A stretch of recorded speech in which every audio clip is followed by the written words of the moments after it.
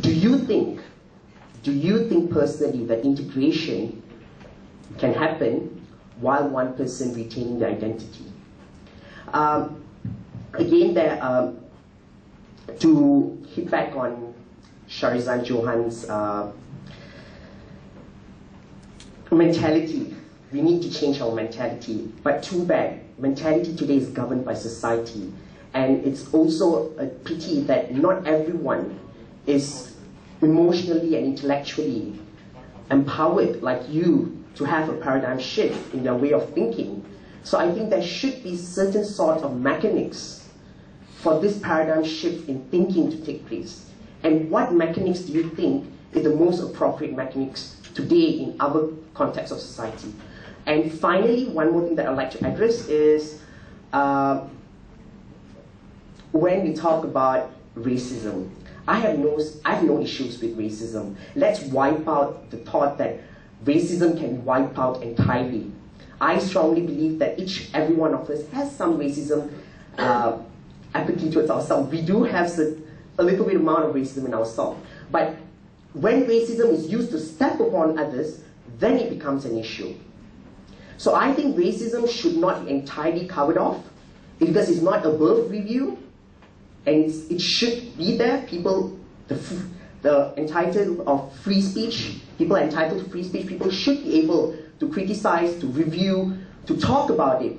But it's a problem when it's used to step on others. So what's your thought with it? Should racism be entirely labeled as a bad stuff?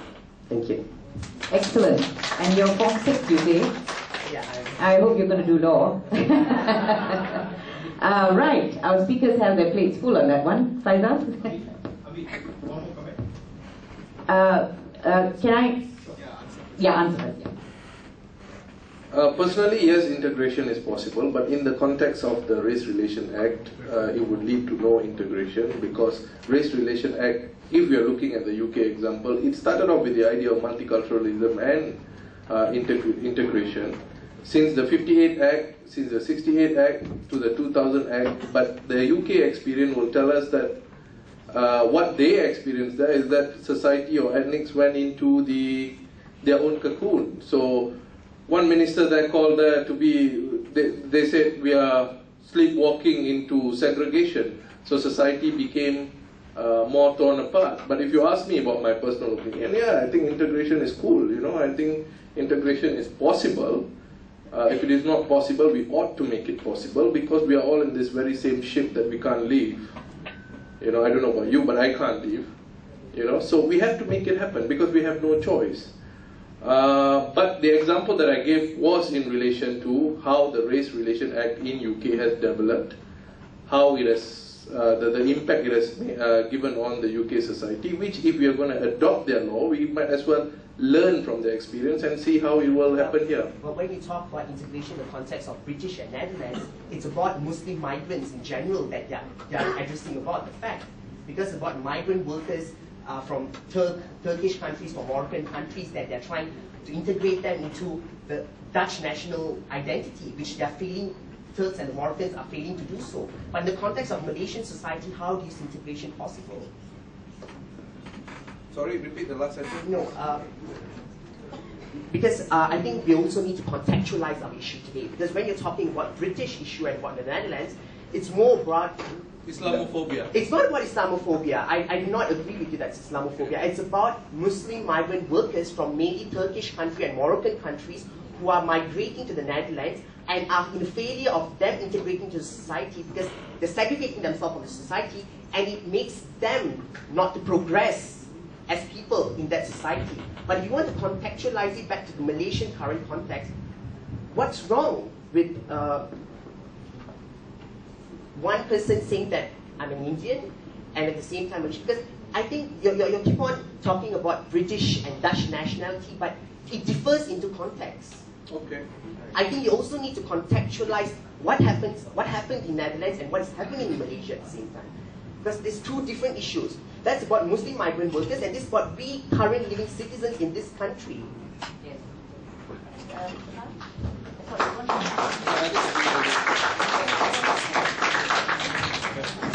No, look, if I may say this, you are partially correct in the sense that, by and large, the communities that are involved when it comes to the Britain and also Netherlands are the Muslims. But this didn't happen overnight. This has been happening since 70s. much further than that, since 50s, 60s, 70s. But you are incorrect if you say it's only about the Muslims who have failed to integrate. You know, because if you look at the statistic, it also involves the blacks. There are problems there in Britain where it involves the black community, where discrimination is taking place against them in terms of employment, in terms of housing. And you would be surprised to note, actually, in terms of statistics, the black Muslims are the most discriminated in Britain. Right? So, yeah, I agree with you in that sense. In the context of Malaysia, we may be different. If you say our context is different, if you say in Malaysia integration is possible, then why else do we need another piece of legislation to tell us that it is possible? You see? Because if we're going to adopt the UK model, we need to understand what happened to that society, which brought about the law, what happened to that society in the context of after the law has been passed and implemented. On the other hand, you are saying that Malaysia is a different experience. You are saying that in Malaysia, we don't have the problem that they have in the UK, and we can easily integrate here. Now, if that is the position that you are taking, then it further strengthened my view that we don't need a Race Relation Act to tell us that we can integrate. I think it's concrete assumptions. Okay, can we move on to... Yeah, no problem. I'm just... Okay. Both of you debate later. Okay, Nicole, just on Article 153 in the Constitution, I don't. It's a bit difficult if you say that okay, you don't respect this particular provision, because then you respect other provisions in the Constitution. You cannot take it like that. To me, you cannot take it like that. If you are going to rely on certain provisions, if you say that I've got my right to assemble because Article 10 sub 1 sub B provides for it, then at the same time, because Article 153 is there, you cannot then say I don't respect it, I don't want to follow it. Okay? Of course, the Constitution can be changed and things like that, but as it stands, it is there. You might argue why is it there, but to say that you don't want to follow it or you don't respect it, I think it creates a situation in which you are selectively picking and choosing which article you want to support. And this is what proponents of Article 153 who use it to say that this is Hak Melayu is also doing, because they're saying that, look, this is the most important article that is out there, you know. All other rights are subservient to this right, which is not even a right in the first place. Okay? So I think we need to be careful on that. That's one. Number two, mechanisms. How do I think we've all identified that we've got problems. How do we try and solve these problems if not through laws? And as I think I've said before, it's through ourselves. So how can we do that? Well, the first thing is we need to stop looking at things from a racial tint, okay? Regardless of whatever it is. And then when we see people doing the same things, now I myself have not come to a stage, or I have not been empowered enough to be able to tell my relatives when they talk about, for example, the murder of that businesswoman, when they racialize it, I have not been able to actually tell them off to say that, look, it is a murder, full stop. Why are you looking at it along racial lines? No, I've not been able to do that. Okay, so it's going to take time, but I would one day like to overcome my own inhibitions, my own fears, my own, whatever reservations that I have to actually say, look, benda tu ialah benda yang berlaku, tak kisahlah dia Melayu, Cina, India, it is a murder. I think we all need to go through this process, because if you just enact a law and you say that this law we are going to regulate, people won't understand why we have that law in the first place. So we just again pushing it to them, and then okay, in public spheres it may not happen, but in private spheres you still have the same prejudices, you still have the same racism, you still have the same racial mindset, and then it won't solve anything. I'm sorry to interrupt, but why can't you do both? Yeah. Why can't you do everything at the same time? Why can't you send this loud message to everybody? Racism must stop, right? Could you take the mic? Sorry, go ahead. I do. Your name, please? Yeah. My name is Norshila. I do take the point that a lot of re-education has been done. I do take the point that we have institutionalized racism for 50 years. Yes. And I do take the point from Faisal, and one of the rare points that I'm taking, I must say, is that we don't just follow the British. That I do agree. But we need to send a loud message that this has got to stop. We have been teaching it for 50 years. We need to stop teaching it. We need to unteach it. But giving a loud message, if I could put a simple model, brothers and sisters are going to call each other idiots, retards, and fight with each other all the time. But there are consequences. The parent still places the punishment.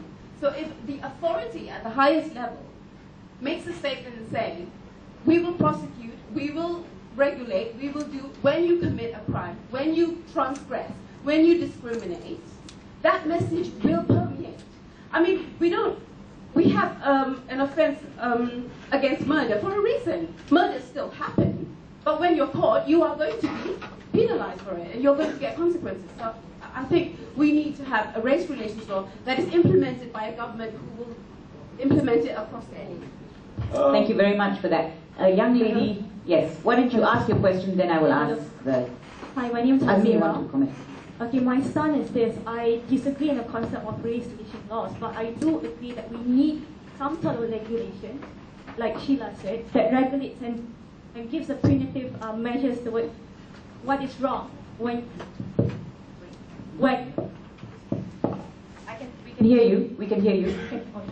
When you say, I mean, certain things, because on the ground, as I see it, there's this worrying trend towards extremism and a worrying trend towards them thinking, I can get away with saying certain things or doing certain things, and even the current laws are not enough to deter them, not enough to give that message saying, it's not okay to do this, it's not okay to have even an event saying that a certain particular religion is a threat to my particular religion, and therefore we need to have a forum to educate teachers to then educate their students of this particular problem. And we have to, and I do believe that the government needs to say, look, saying certain things, not just purely on race, mind you, also on religion, also on gender-based statements, etc., they need to be punitive measures. You need to say that if you do certain things, this is what's going to happen to you. You may be jailed, you may be fined, and you know, thanks to our very technology, everybody's going to know about it, and you are going to be looked down on. There need to be that kind of up-down measure from the top. Even though at the bottom part, I'm sure a lot of civil societies are working on this, on changing the mindset of the people, saying that, you know, it's not okay to think purely on the in-group, out-group mentality. But, you know, you can't just rely on advocacy per se, and you can't just rely on government per se. There need to be a cooperation between the both. That's my stand. Thank you very much. Azmi, go ahead. Maybe it's because I'm so old and cynical, and the reason why I oppose this race relations law is because one thing, we haven't even seen a draft. Right? We haven't even seen a draft of this thing. And then God knows what the draft is going to look like. And then you know that in Parliament, if they want to make a law, they can make it like that. So it can be an awful, awful law, which makes things much worse, which is what I believe. And then it can be passed like that with very little debate, just like they did with the Peaceful Assembly Act. Okay? I do not trust the system right now to create a fair and good race relations law. That's the point. That's the point. And that is the concern. That is the problem. You see, if we actually have a proper democratic system where we can look at it, debate it, you know, and then there's a lot of public feedback, etc., then maybe, okay, it might be a good idea over here, right? But right now, I think if it's done, it's going to make things worse. Okay, not that I disagree with you guys. Yeah, sure. It's a statement. It's clear. I mean, like, you know, the first few race relations laws in the UK, for example, even the US, there was still racism, there was still segregation, even though it was passed, right? But then eventually it chipped away, and because there is a law to back it up as well. Yeah, absolutely. But right now I'm too cynical and too tired to see another crappy law made, and then for us to have to fight something which is already then etched into stone. Thank you, Azmi. Yes. 1 second, Adli. Someone else put up their hands here. Yeah, go ahead. Earlier. And then Adli, you can have the mic. Hi, my name is Dylan, and I'm a banker by profession. Now, I do agree with Azmi when he said that the problem now is very inherent, and also it's a systemic problem. You mentioned that earlier. That's very true.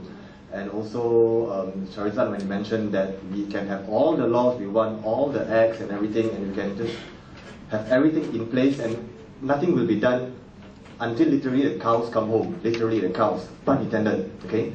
Now, my specific question is this. 55 years after independence,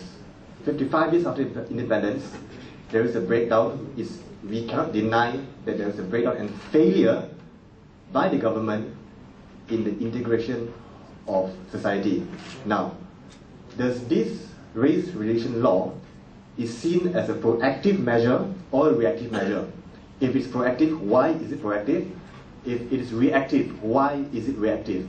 And how much confidence can we have in the implementation and monitoring of this when the problem and solution stems from the same crux, the government itself?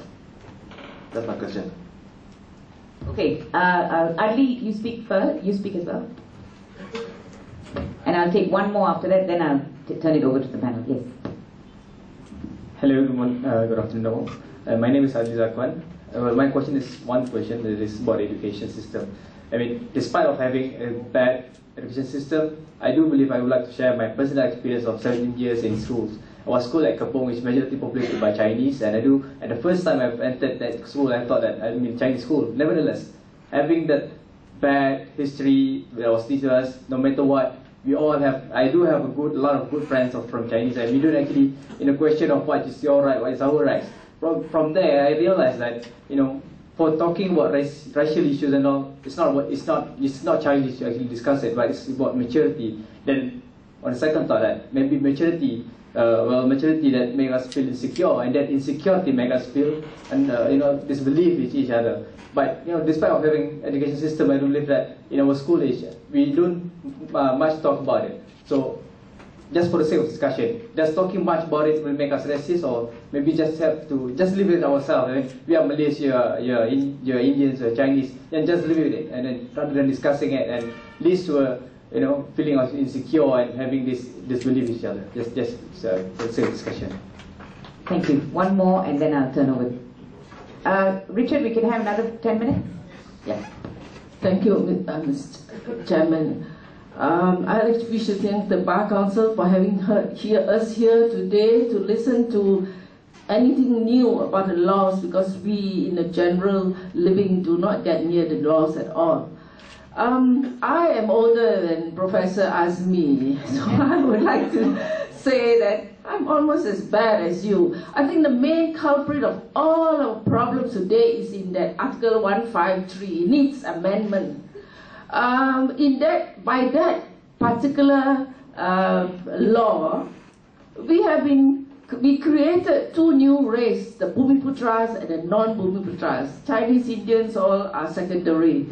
So in this inequality in people, we are no longer Malaysians as it should be. In fact, I thought people who were born before 1957 should all have been called Malaysians and given Bumiputra status, because they were all there.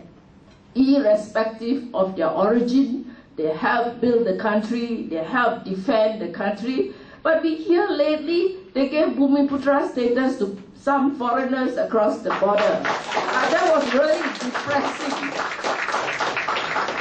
So I am not a politician, but I think we need some good thinking politicians instead of those who toe the line only. The policy is normally to toe the line and get along. but it may be time to look into that Article 153, which is the cause of all the problems.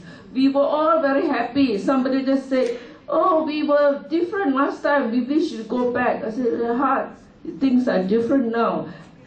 And the main culprit is that 153. I am not a lawyer, but only through the feedback I get from the Bar Council and other incidents that happen in the country and the press, I think, I'm not biased either, I think that 153 needs to be amended for the good of the country. So at least for a start, for people before 1957, but if the young generation also want to have an equal opportunity, equal status in this country, then open it to all who are born in Malaysia. We have so many foreigners now, so it wouldn't be a problem at all to distinguish between Bumiputras and non-Bumiputras. Thank you.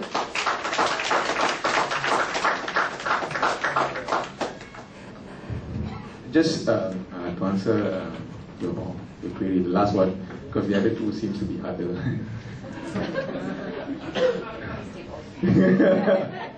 Don't run away from them. Okay, as I mentioned earlier, we need to differentiate between Article 153 and the policies that have been implemented.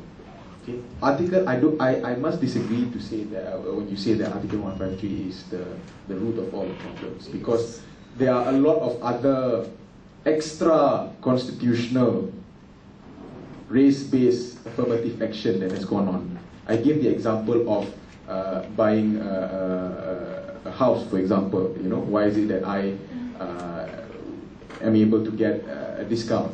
Okay, and also you look at the preferential selling of shares. You know, IPO and all that. They are not in the Federal Constitution. It is not in Article 153. Okay, these are actually things outside of Article 153 that came about after the race riots, the new economic policy, for example. Okay, so we need to differentiate the two. Okay, and if we can say that, okay, if we say that now we have a problem with discrimination and all that, we need to look at where does the discrimination come from. Okay, if the problem is that I cannot get, you know, because some people get a discount for when they buy houses and all that, then that can be changed. But if you're talking about changing Article 153, amending it, you need to remember that amending it requires the consent of the Council of Rulers. So apart from getting 2/3 majority, you also need to get the consent of the Council of Rulers, the Majlis Raja Raja, in order to amend Article 153. Okay, so I take your point that you feel that it needs to be amended, but we're not going to see any amendments anytime soon, because I cannot see, even though we might get 2/3 majority in of MPs, I don't think the Council of Rulers are going to agree to such an amendment. How about the other two questions? Oh, only one. You each take one. Oh, right, sure. Go ahead, Azmi. Azmi will answer all three. Working backwards. I do agree with Shah, but I would like to further say, okay, I personally think that if we should be free to campaign to change anything in the Constitution. All right, anything in the Constitution. That's a Constitution is a living thing. If we feel that certain provisions that time has come, then I think we must be free to debate about changing it. Okay, so in principle I've got no problems with it at all. All right. In reality, I agree with Shah that it's highly unlikely that 153 is going to be got rid of, even if Parliament agrees to it, because the Council of Rulers still have their final say on that particular provision, not all the provisions in the Constitution, but that particular provision.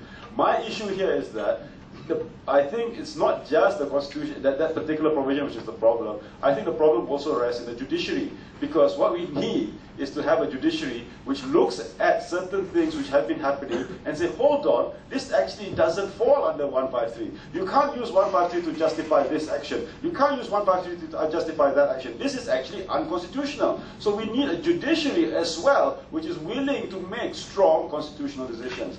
Right, so it's a whole load of things, and there are many methods with which we can try to make things a little bit fairer. That's my stand on this. The other point, Dylan, you were talking about the crux.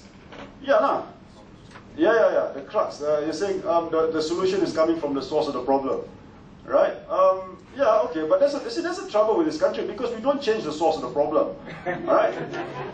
What I want to see is to see the source of the problem changing every 4 or 5 years, right? Okay? and then of course, then the problem solvers will come from different groups. The trouble is if we've only had one government. And this is not a question of being a Barisan supporter or anything like that. It's a question of democracy. You cannot have a democracy when the government doesn't change. All right? Okay, it's as simple as that. You know, a mature democracy needs changes. And it's only with changes. And then, of course, you see, when you have changes, you automatically have checks and balances. So, for example, the judiciary was appointed during a particular time. You know, you look at the states, for example, right? The judges, they don't retire. They die there. They die. You have to peel them off the chair. Right? So you have judges now who were probably appointed during the Reagan era. All right? Okay, and it provides a check and balance to a democratic president. You know, so if things change, automatically the checks and balances come in as well. You know, so yeah, I agree with you. You know, but for me, the issue here is we must change the source of our problems. All right, the source of our problems.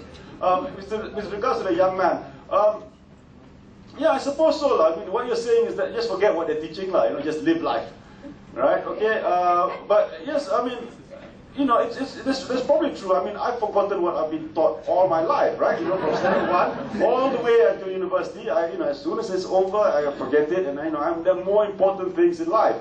You know, things that keep you awake on Friday nights and then torture you to come on Saturday mornings, right? Okay, but still, I think, be that as it may, I still think the education, the content of our education is still important because it can color the way we think about things. Now you say that, you know, it shouldn't give rise to feelings of fear, yeah, of insecurity. Yes, I agree with you. All right, but it doesn't have to give rise to feelings of fear and insecurity. It depends on how you view historical developments, for example, right? There has to be a degree of impartiality. There has to be a degree of neutrality. But there's many ways of analyzing things, you know, without necessarily making people feel frightened or insecure. I don't know whether that answers the question. Probably not, but that's okay. Well, I'll start from the top. No, we need to talk about this. Because I think we got here today because we didn't talk about it in the past. Yes. So, but at least for a start, now we are talking about it. So, in these things, we should not be selfish because it's not just about us, it's about the future generation of Malaysia. So this is a very good starting point. I don't think we should all go into our cocoon and say, you know, this is a very heavy and tough subject and emotional subject to talk about, so let's not talk about it. Because it is a very emotional, heavy subject to talk about, we must talk about it and find a solution as a nation. We cannot find a solution as Indian, Chinese, Kadazan, Iban, Melayu, whatever. We have to find a solution as a nation because we live in one country. So that's I hope that addressed your concern. Second issue on the crux of the problem and the solution. I fervently believe the crux of the problem is ourselves. Government are accessory. It's an extension of us, right? So we need to. It sounds idealistic, you know. But let me ask you this: if you say the government is the problem, then what do you expect? Getting the government to pass a Race Relation Act, which is suddenly will miraculously solve all the problem? It doesn't. So government is an extension of the people. Government operate on our will. So we must unify our will. We must decide what is it that we want. So if we decide that we are going to go down the path of multiculturalism, we want to celebrate diversity but remain united as a nation, which we can, and like the earlier question about integration and all, which we can. So the change has to start with us. And by extension, of course, then it goes to what Azmi says. Change the source if you have to, because you have the power to do that. Yeah, you appear to have something to say, yes. Faisal, the change has started since Mike, please. The change has started and has been implemented way before the current